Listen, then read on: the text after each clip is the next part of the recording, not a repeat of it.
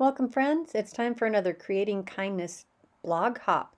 This time I'm going to do some Copics on colored cardstock coloring, and we're going to use Concord and 9th Autumn Harvest set with the dies. The dies are meant to be masking, but I use them to actually die cut our images today. And I'm going to be making some Gable boxes. There are several ways to make Gable boxes and lots of people that create dies for this. I am using an older one. I think it's a paper tray ink Gable box, but I'm pretty sure that there are at least 3 companies that make a Gable box die, and I will link those below in the description box along with all of the supplies I am using. So I dug through my scrap bins of paper, and this is some retired orange cardstock. I think it's Peach Parfait from way back when. Anyway, I just found some cardstock that was the lightest color I wanted my images to be. And I'm using some Versamark ink and my MISTI to stamp the images. And I'm also using Hero Art's brass embossing powder, which is this lovely color between gold and copper. I just think it is so pretty. And it goes with fall stuff so very well. So I ink up a whole bunch of these and clip them onto a piece of chipboard. I think that's the backing from a 9x12 Canson watercolor paper pad. And I just hung on to that. It's a nice heavy cardboard. And I use some little clips to clip all of my little pieces that I want to heat emboss. No more burning your fingers. It's a way to hang on to all of those things that you want to heat emboss at once. And you can see that my heat gun gets really nice and hot and breezes through these. Yes, I did speed this up. It's about 4 times its normal speed. I think it took me 3 minutes to heat all of these, which really isn't that long. You'd take a whole lot more time if you had to put them down and pick them back up. So I've listed the Copic colors on the screen here that I'm using for the pumpkin, and I'll list each color set for the leaves, and then later I'm doing some acorns also. So as I'm going along, I'm starting with my darkest and going in that order: darkest, medium, and light, adding my Copic color right over the top of the colored cardstock. You can see my swatches at the top. I was trying to find a good color combo, and these oranges did pretty well. Now, alcohol markers are permanent markers, like Sharpies are permanent markers, so they will color your embossing powder, or your embossed outline. So as I'm coloring, I'm using my fingertip to wipe off the wet marker before it has a chance to dry. Later on, I discover that it works just as well and is much quicker and easier to come back with an alcohol wipe and wipe off the extra marker off of the outline. Doesn't disturb your coloring at all. I do try to leave a little bit of the original color of cardstock showing through the coloring. I had missed a spot, so I had to go back and color that in. And I'm using a couple of E20s markers, some dark browns. And don't worry about the smudging, because the dies, again, are masking dies, so they cut right up to the edge. It doesn't leave any white outline around the image, or in this case it would be colored cardstock outline. This one is a very old yellow. I believe it's called Marigold Morning, and it's between a yellow and an orange, like an apricot maybe, or apricot color. And I use a different set of orange markers that are a little more rust colored to add this, to zhuzh this up a little, because I love the sparkle, especially for autumn and Christmas things. I'm adding some clear Wink of Stella. I do end up using some Spectrum Noir sparkle marker too. Sometimes I'm going along so fast that I use up the sparkle. It can't keep up with it. And here you're going to see the masking dies in action. I'm using my little sidekick here because it's handy to have on my desk. Oops, yep, can't cut it with the die upside down. So just make sure you line that up around your image and run it through the die cut machine. And you get this beautiful little pumpkin. I'm very impressed with these dies. I know that Concord and 9th said they were not designed to die cut your pieces, but they do a beautiful job. And it looks quite stunning, I think. Sometimes you don't want the outline. Sometimes you do. And after I had colored and die cut all of those, I decided I wanted some acorns. So I went back and stamped and heat embossed some acorns on some craft colored cardstock, again from my bin. And this is where I discovered the alcohol wipe is so much more efficient. Yes, it looks like it's discolored your paper, but it's going to dry. It'll be just fine, I promise. And again, you're die cutting right around this because there is a matching die for this also in the stamp set or in the die set.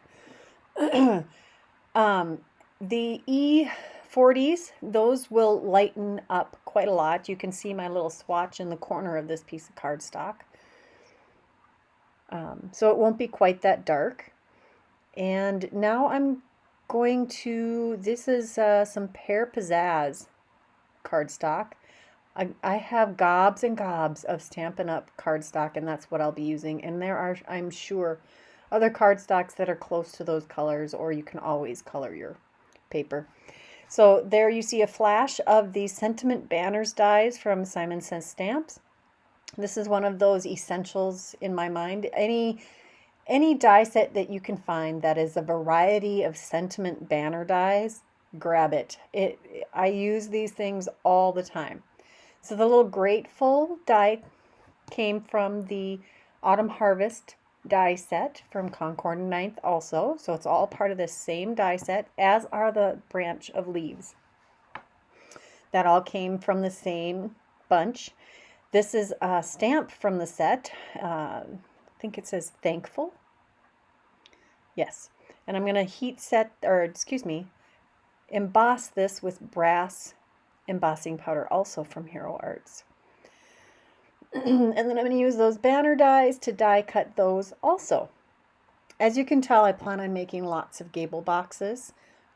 They're a great little table treat or thank you gift for teachers, hairdressers, whoever you give a thank you gift to in the fall or at Christmas time, because you could certainly change up the theme to whatever holiday or occasion that you'd want to be giving this to people for. I know that, oh, and here is a stitched oval die.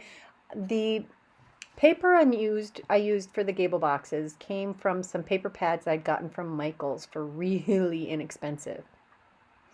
And they're all the perfect weight for treat boxes. They're not quite as heavy as cardstock, but they're a cover weight cardstock weight with the printing on one side, which with the treat boxes, I really like that because then the insides aren't distracting.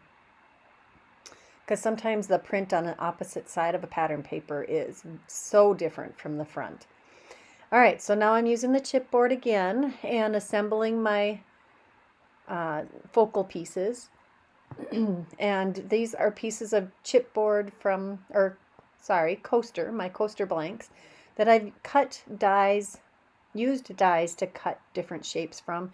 And then I just hang on to those because I can cut it up and use them for a variety of other projects. You can just trim them down. They don't stick together. They are just waiting for you to come use them. My little leaf was hanging off where it would have gotten in the way of the bottom of the box.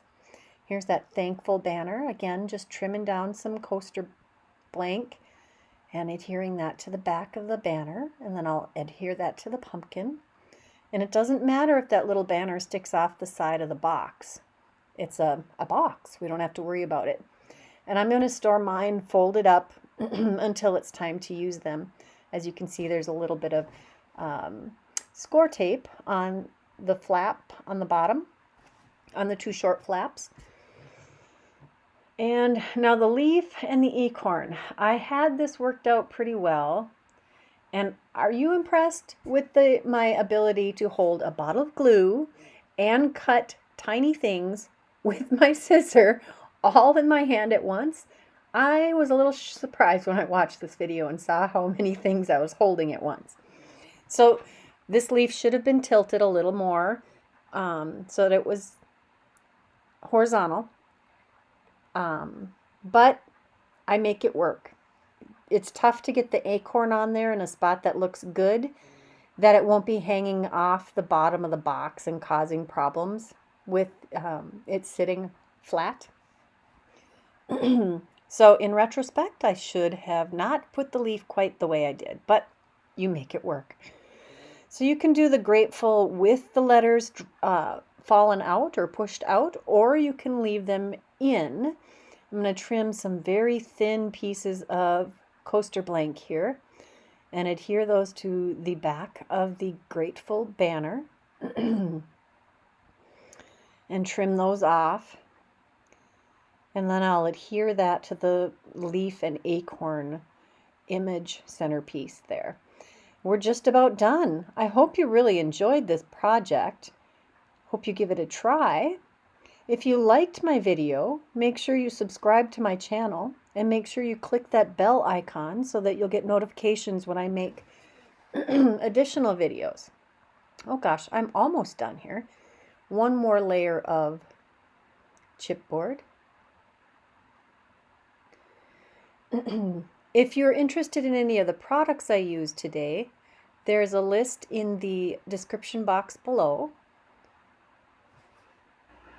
There are several other participants in this blog hop, and the theme for this blog hop is coloring techniques. So be sure you visit the other blogs to see what they have done and what amazing projects they've created.